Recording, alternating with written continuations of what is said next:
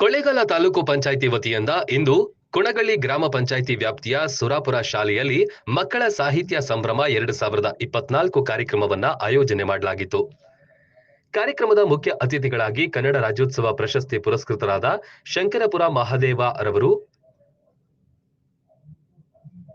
ದೊಡ್ಡಿಂದುವಾಡಿ ದೊಡ್ಡಲಿಂಗೇಗೌಡ, ಮದ್ದೂರು ದೊರೆಸ್ವಾಮಿ ಮುಂತಾದ ಸಾಹಿತಿಗಳು ಹಾಜರಿದ್ದರು.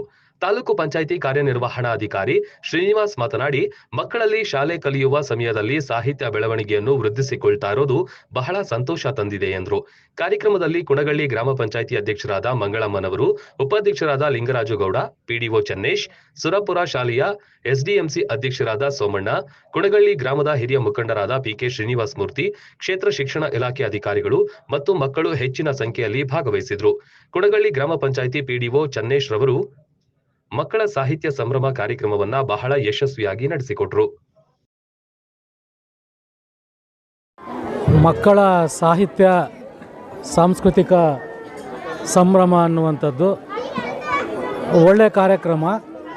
ಮಕ್ಕಳಲ್ಲಿರ್ತಕ್ಕಂಥ ಪಠ್ಯೇತರ ಚಟುವಟಿಕೆಗಳನ್ನು ಪೋಷಣೆ ಮಾಡಿ ಮತ್ತು ಮಕ್ಕಳು ಸಾಹಿತ್ಯ ರಚನೆ ಮಾಡ್ತಕ್ಕಂಥ ಒಂದು ಏನು ಹಾಬಿಯನ್ನು ಬೆಳೆಸ್ಕೊಳ್ಳಿಕ್ಕೆ ಇದು ತುಂಬ ಒಳ್ಳೆಯ ಕಾರ್ಯಕ್ರಮ ಆಗಿದೆ. ಸೊ ಅವರು ನಮ್ಮ ಹಿರಿಯ ಸಾಹಿತಿಗಳಿಂದ ಕೇಳಿ ಮತ್ತು ಈಗ ಆಲ್ರೆಡಿ ಅವರು ಒಂದೊಂದು ನಾಟಕ ಆಡೋಣ ಮತ್ತು ಕವಿತೆ ಬರೆಯೋಣ, ಕತೆ ಕಟ್ಟೋಣ, ವರದಿ ಮಾಡೋಣ ಅನ್ನುವಂಥ ಒಂದು ಏನು ಕಾರ್ಯಕ್ರಮಗಳು ಇದೆ, ಇದು ನಿಜವಾಗ್ಲೂ ಮಕ್ಕಳಿಗೆ ಪಠ್ಯೇತರವಾಗಿ ಅವರಲ್ಲಿ ಇರ್ತಕ್ಕಂಥ ಪ್ರತಿಭೆಯನ್ನು ಮುಂದೆ ಬಳಸ್ಕೊಂಡು ಅವರು ತಮ್ಮದೇ ಆದಂಥ ಒಂದು ಭವಿಷ್ಯವನ್ನು ರೂಪಿಸ್ಕೊಳ್ಳುವ ಹಿನ್ನೆಲೆಯಲ್ಲೂ ಕೂಡ ಇದು ತುಂಬ ಒಳ್ಳೆಯ ಕಾರ್ಯಕ್ರಮ ಅಂತ ನನ್ನ ಅಭಿಪ್ರಾಯ.